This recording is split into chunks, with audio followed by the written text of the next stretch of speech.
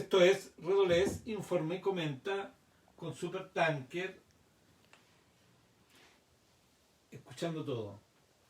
Y quería decir que, bueno, ya estamos a 14, por favor, no me tape el 14 de agosto, San Alfredo, tengo entendido. Saludos a Alfredo Aburto. Alfredito. Alfredo Aburto es hijo del maestro Aburto, quien a su vez fue compañero de correrías del maestro Cereceda. Y en uno de los viajes en tren por Matucana, Cereceda le dijo que le gustaba una morenaza que andaba con una guitarra y cantaba en el Tordo Azul. Y se casó con ella. Esa morenaza se llamaba Violeta Parra. Y eso me lo contó el maestro Aburto alguna vez, el papá de Alfredo Aburto, que está de santo hoy día. Feliz santo Alfredo. También Alfredo Levin, el rockero, el periodista que sabe mucho de rock, que habla un excelente inglés, que fue alumno de la Escuela Israel, acá en el barrio Yungay. Alfredo Levin, gran periodista del rock chileno. No como otros que se las dan y escriben crónicas en que solamente hablan de ellos mismos. Cada hueón patúo. Bueno, solamente hacer una reflexión hoy día que tiene que ver con la manera de gobernar.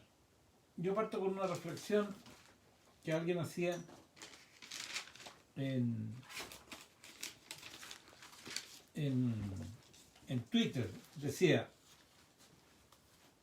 citaba primero a la subsecretaria Daza, que decía, en relación a los permisos temporales para menores, comillas, cito a la subsecretaria Daza: la idea es que las personas puedan salir a pasear a sus hijos, siempre prefiriendo salir lo menos posible.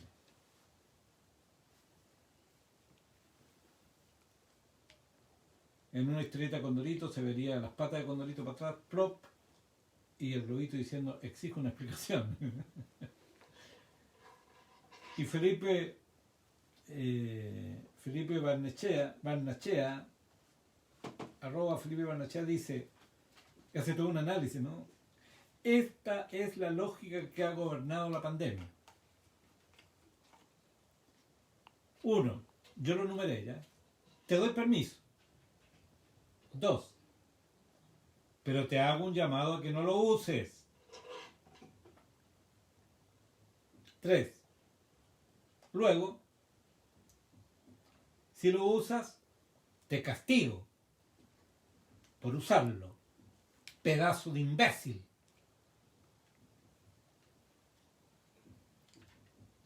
Una sofisticada forma, dice Felipe,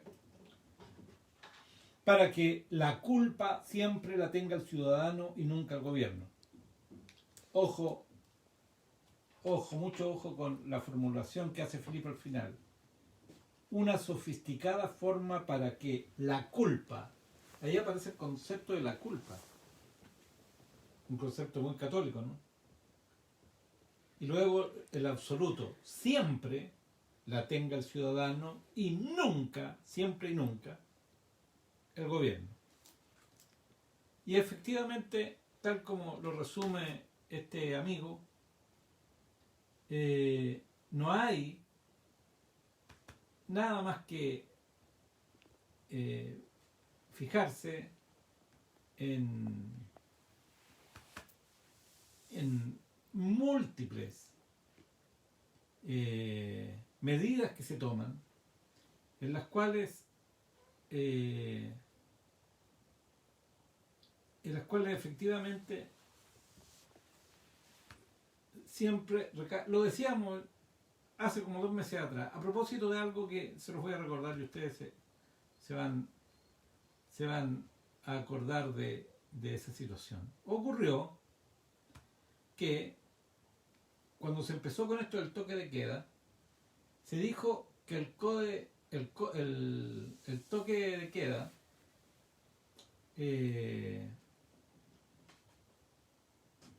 terminaba a las 5 de la mañana. O sea, a las 5 de la mañana los trabajadores se podían ir a trabajar. Sin embargo, la movilización colectiva empezaba a las 7 de la mañana. O sea, a las 5 de la mañana tú salías de la casa y no habían buses. Acá, por favor. No habían buses, no había metro, no había nada. Tú tenías que esperar 2 horas en un paradero. Si estaba a 2 minutos del paradero de micro, tenías que esperar 1 hora 58 minutos a que se iniciara recién el transporte. Y si el trayecto entre el terminal de buses y tu paradero era de 40 minutos, tenías que esperar entonces 1 hora y 40 minutos. 2 horas y 40 minutos tenías que esperar. Entonces, como quedó la cagada, le dijeron a la señora Hutt, orgullosa integrante de la familia militar, como ella dice, le dijeron, o sea, ¿por qué no se le levantaba el toque a la movilización a partir de las 5 de la mañana? Por lo menos. Y ella culpó a los ciudadanos. Ella dijo que la gente salió, si la gente no tenía que haber salido a esa hora porque recién a las 7 había movilización. O sea, ¿cómo se levanta el toque a las 5 para que la gente salga a las 7? Una de dos. O levantan el toque a las 7, o levantan el toque a las 5, pero permiten que a las 5 salga la movilización. ¿Qué dijo ella? Que habían problemas de comunicación. Y eso a mí me da mala espina. Cuando se empieza, y esto empezó con el gobierno de Michelle Bachelet, no es una cosa de este gobierno, es como una argucia política de lo bien llamado, de la bien llamada o de la mal llamada clase política, cuando se dice ha habido problemas de comunicación, no supimos comunicar bien, porque no supimos comunicar bien. ¿Qué significa? Significa que la gente no entendió, o sea, no te lo supe decir bien. Si lo dijeron bien, lo que pasa es que lo que dijeron estaba mal planificado. Y esto ha ocurrido una y otra vez. Voy a poner otro ejemplo. La AFP Capital dice, voy a leerlo esto con voz estereofónica, tipo ¿cómo se llama? Gerard. TVN, ¿cómo se llama? Bueno, una voz de locutor profesional. Lo voy a leer con esa voz. No, pero no es él en todo caso. Sabemos lo esperado que es tu retiro del 10%. Es por eso que hicimos el esfuerzo de acelerar el proceso para que nuestros afiliados, sin importar el monto, reciban su retiro en un único pago. Infórmate más en retiro.afpcapital.cl. Y responde Memowen, @Memowen del 13 de agosto. Son mentirosos. El pago lo hicieron en 2 cuotas. De nuevo, la información y la realidad. En el primer caso, te dicen algo para después impedirte usar esa prebenda o derecho, como se llama, que te están dando, salir a pasear con los niños. Acá te dicen que te van a pagar o que te pagaron todo en una sola cuota y no lo hicieron. Y no lo hicieron. Y después hay otra cosa más adelante de la AFP Capital que está en la misma línea de la mentira permanente. Una nota absolutamente genial, la entrevista de Mónica Rincón en CNN a este tipo el pelado este que es hermano del weón del reality, Longton. Que yo digo, la imitación que hacía Kramer de Longton, el del reality, es perfectamente aplicable al diputado. La misma imbecilidad de hablar con tautologías. Dicen una cosa y la justifican diciendo lo mismo. Nunca hay un desarrollo argumental. Con la reforma del 2019, personas como Hugo Bustamante no hubiesen estado libertados. Pero Chile Vamos votó en contra de la reforma. ¿Por qué? ¿Por qué votaron en contra de la reforma los de Chile Vamos? Porque no beneficiaba a Punta Peuco.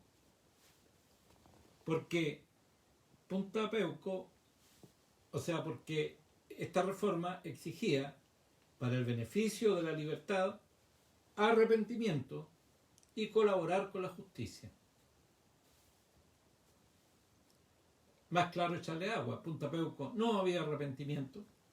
Ellos se mantenían en la doctrina de asesinamos a estos comunistas porque eran inservibles para la patria y era un cáncer marxista. Por un lado, esta es la argumentación que la mantuvieron siempre y la siguen manteniendo. No hubo arrepentimiento. Y en segundo lugar, no colaboraron con la justicia. No dijeron dónde estaban los cadáveres de los desaparecidos, por ejemplo, entre otras cosas, muy doloroso. Entonces,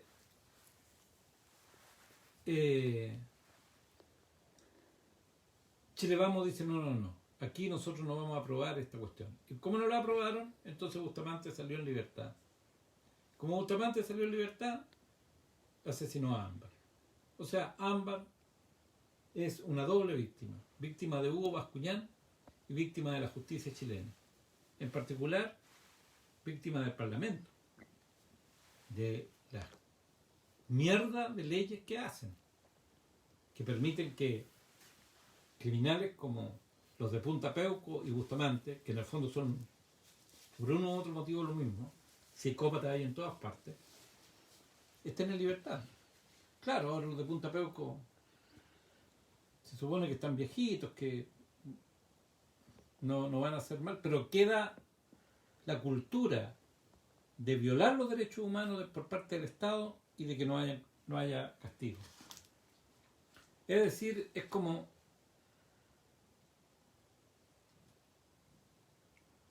un círculo vicioso. Está esto porque está esto otro. Está esto otro porque está esto. Está esto porque está esto otro. Y esto otro está porque está esto.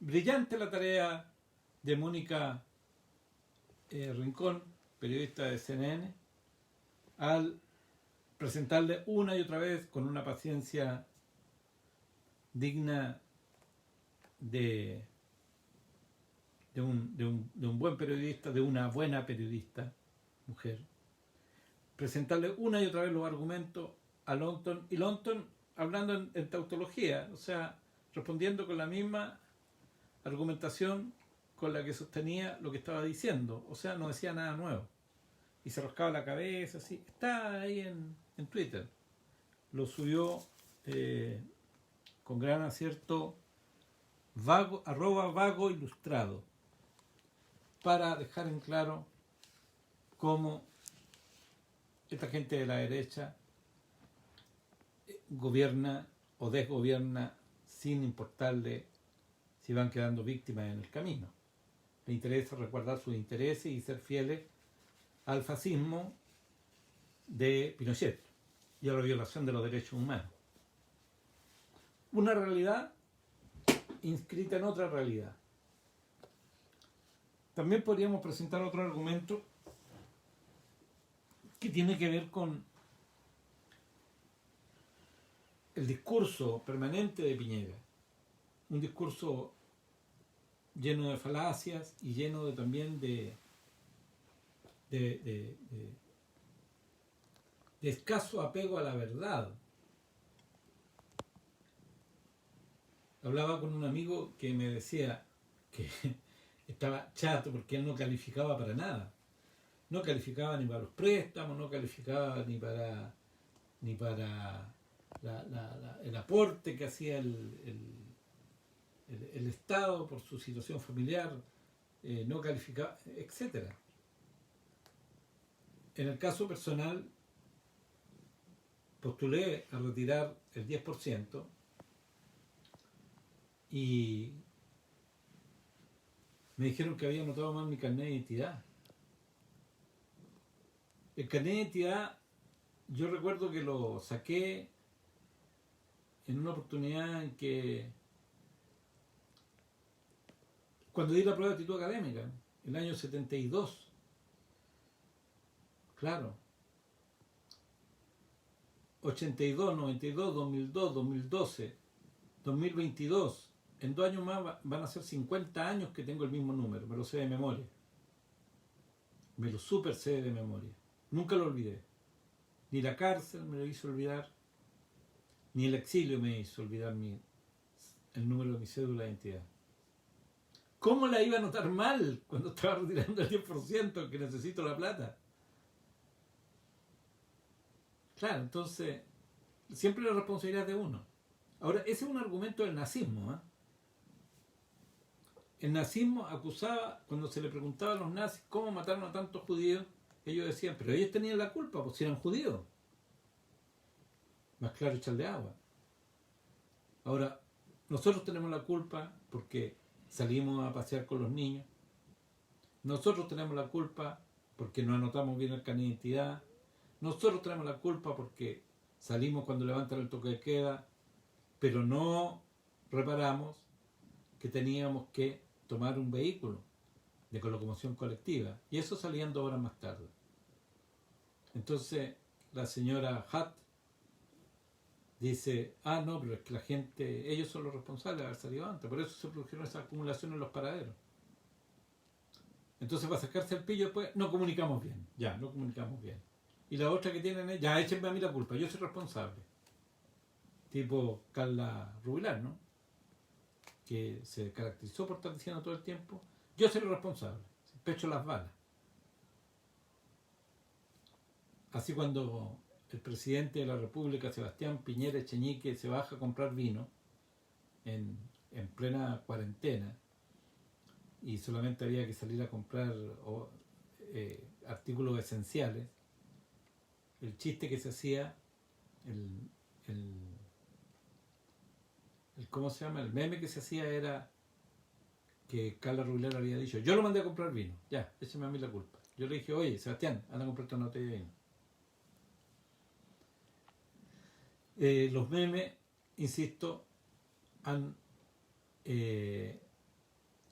sido mejor remedio para el estrés y para el agobio mental, para la salud mental de las chilenas y de los chilenos, y han servido mucho más que el gobierno.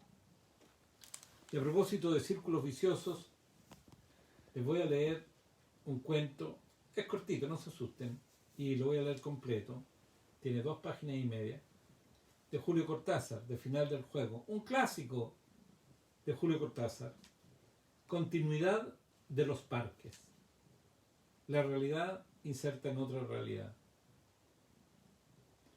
Había empezado a leer la novela unos días antes, la abandonó por negocios urgentes, volvió a abrirla cuando regresaba en tren a la finca, se dejaba interesar lentamente por la trama, por el dibujo de los personajes. Esa tarde, después de escribir una carta a su apoderado y discutir con el mayordomo una cuestión de aparcerías, volvió al libro en la tranquilidad del estudio que miraba hacia el Parque de los Robles. Arrellanado en su sillón favorito, de espaldas a la puerta que lo hubiera molestado como una irritante posibilidad de intrusiones, dejó que su mano izquierda acariciara una y otra vez el terciopelo verde y se puso a leer los últimos capítulos. Su memoria retenía sin esfuerzo los nombres y las imágenes de los protagonistas. La ilusión novelesca lo ganó casi enseguida. Gozaba del placer casi perverso de irse desgajando línea a línea de lo que lo rodeaba y sentir a la vez que su cabeza descansaba cómodamente en el terciopelo del alto respaldo, que los cigarrillos seguían al alcance de la mano, que más allá de los ventanales danzaba el aire del atardecer bajo los robles, palabra a palabra, absorbido por la sórdida disyuntiva de los héroes, dejándose ir hacia las imágenes que se concertaban y adquirían color y movimiento, fue testigo del último encuentro en la cabaña del monte.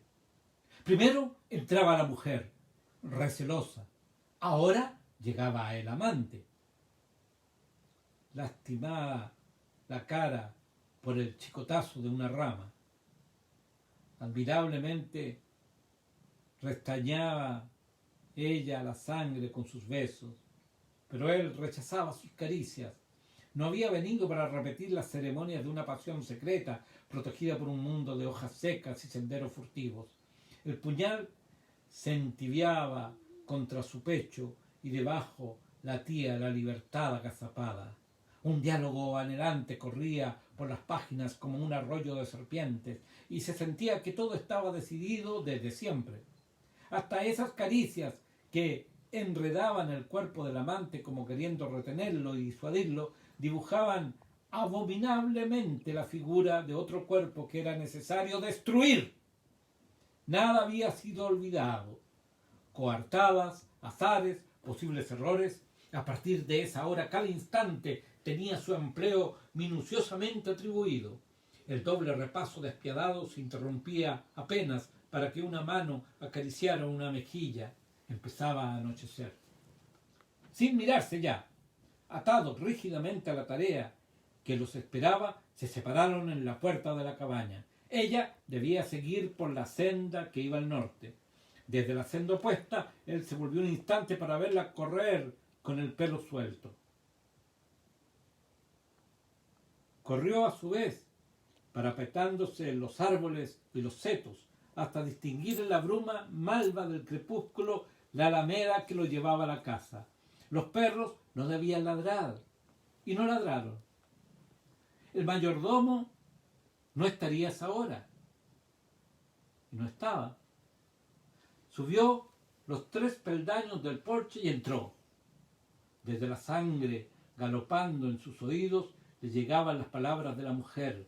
Primero una sala azul, después una galería, una escalera alfombrada, en lo alto 2 puertas. Nadie en la primera habitación, nadie en la segunda. La puerta del salón, y entonces el puñal en la mano, la luz de los ventanales, el alto respaldo de un sillón de terciopelo verde, la cabeza del hombre en el sillón leyendo una novela. Continuidad de los parques, Julio Cortázar. Maravilla, maravilla, maravilla. Lean a Cortázar, chiquilles, lean a Cortázar. Julio Cortázar, grande. Estamos en agosto del 2020 y esto fue Redolés Informa y Comenta.